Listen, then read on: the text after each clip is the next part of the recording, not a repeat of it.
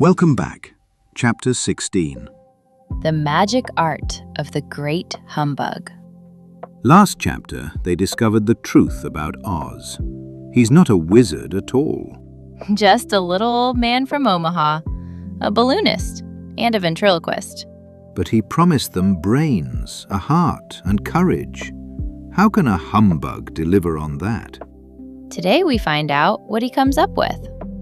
No magic, no spells, just the art of a great humbug. And the question of Dorothy's journey home. Let's listen. Congratulate me. I am going to Oz to get my brains at last. When I return, I shall be as other men are. I have always liked you as you were, said Dorothy simply.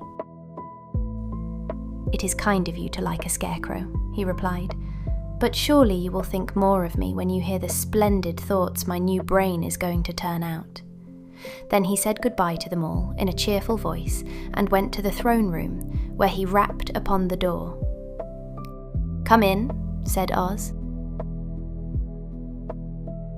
The scarecrow went in and found the little man sitting down by the window, engaged in deep thought. I have come for my brains, remarked the scarecrow a little uneasily. Oh, yes, sit down in that chair, please, replied Oz. You must excuse me for taking your head off, but I shall have to do it in order to put your brains in their proper place. That's all right, said the scarecrow. You are quite welcome to take my head off, as long as it will be a better one when you put it on again.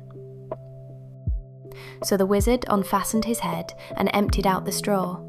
Then he entered the back room and took up a measure of bran, which he mixed with a great many pins and needles. Having shaken them together thoroughly, he filled the top of the scarecrow's head with the mixture and stuffed the rest of the space with straw to hold it in place. When he had fastened the scarecrow's head on his body again, he said to him, Hereafter you will be a great man, for I have given you a lot of brand new brains. The scarecrow was both pleased and proud at the fulfillment of his greatest wish, and having thanked Oz warmly, he went back to his friends. Dorothy looked at him curiously. His head was quite bulged out at the top with brains. How do you feel? She asked.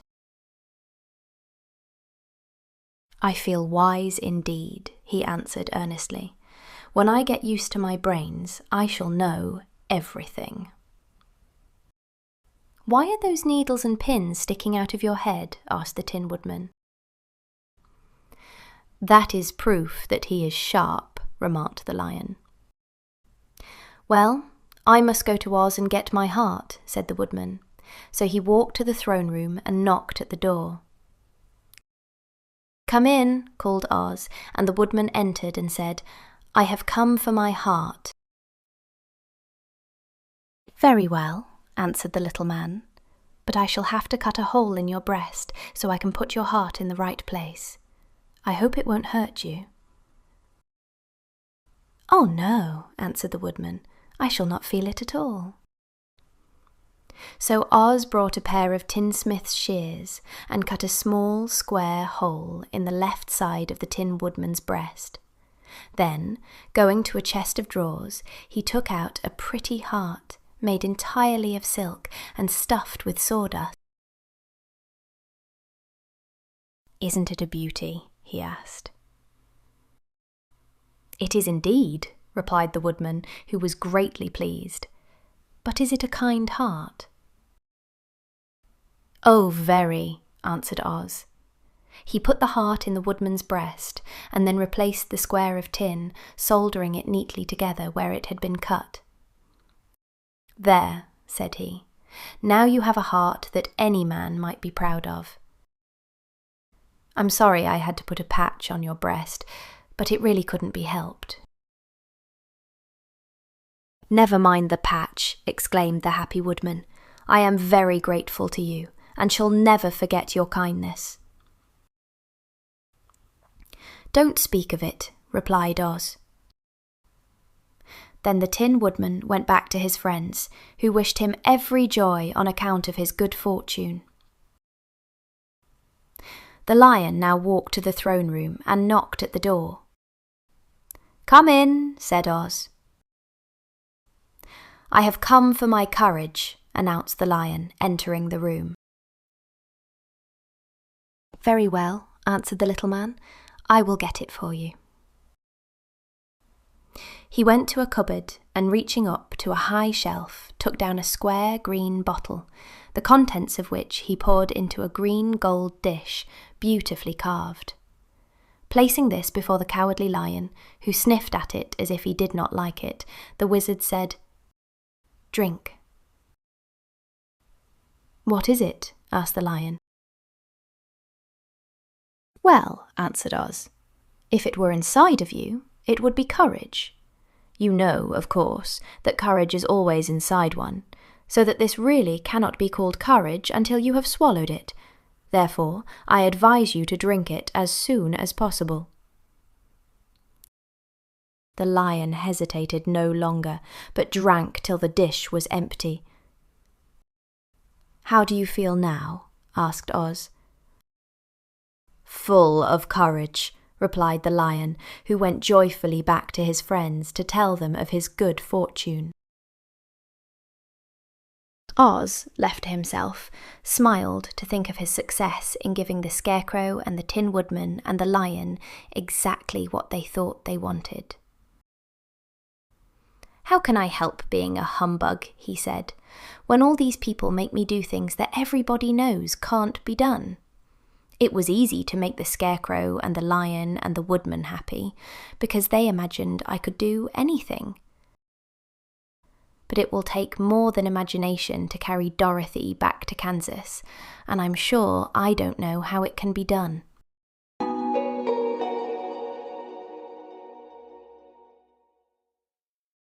The Great Humbug Delivers. Oz may not have real magic, but he certainly knows how to give people what they need. Bran and needles for the Scarecrow's brains, a silk heart stuffed with sawdust for the Tin Woodman. And a mysterious green liquid for the Lion's courage.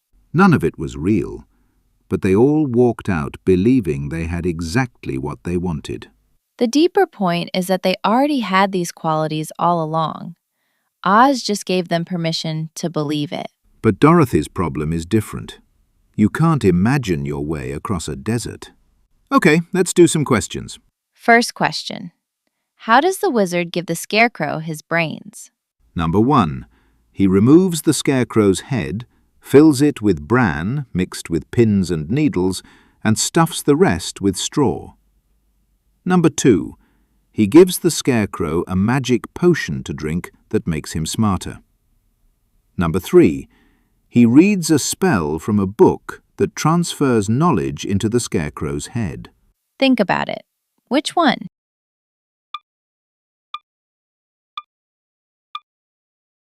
The answer is number 1. He removes the Scarecrow's head, fills it with bran mixed with pins and needles, and stuffs the rest with straw. Oz takes off the Scarecrow's head, scoops out the straw, and fills it with bran mixed with pins and needles. He calls them brand new brains. The Scarecrow walks out with his head bulging proudly, and the Lion quips that the needles prove he's sharp. Second question. What does the wizard use to make the Tin Woodman's heart? Number 1. A silk heart stuffed with sawdust placed inside a hole cut in the Tin Woodman's breast. Number 2. A clockwork mechanism that ticks like a real heart. Number 3. A red ruby in the shape of a heart enchanted with kindness. Think about it. Which one?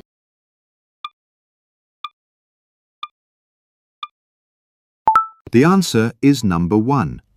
A silk heart stuffed with sawdust placed inside a hole cut in the Tin Woodman's breast. Oz cuts open a small square in the Tin Woodman's chest and places inside a pretty heart made entirely of silk stuffed with sawdust. When the Woodman asks, "Is it a kind heart?" Oz assures him, "Oh, very." And that's all the woodman needed to hear. Third question. What private worry does Oz voice after granting all 3 wishes? Number 1. He worries that the Scarecrow, Tin Woodman, and Lion will discover his gifts were fakes. Number 2. He worries that carrying Dorothy home will take more than imagination. It requires a real solution he doesn't yet have. Number 3. He worries the Wicked Witch's magic still lingers and will undo everything he has given them. Think about it. Which one?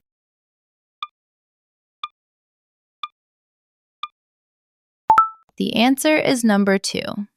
He worries that carrying Dorothy home will take more than imagination. It requires a real solution he doesn't yet have. Alone in the palace, Oz reflects that giving the 3 companions what they wanted was easy. They only needed to believe they had it. But Dorothy's problem is fundamentally different. Getting her across the desert to Kansas requires something real, not just imagination. And he doesn't have a plan yet. Oz has kept his promises to the Scarecrow, Tin Woodman, and Lion. But Dorothy is still waiting. What will he come up with? We'll find out next chapter.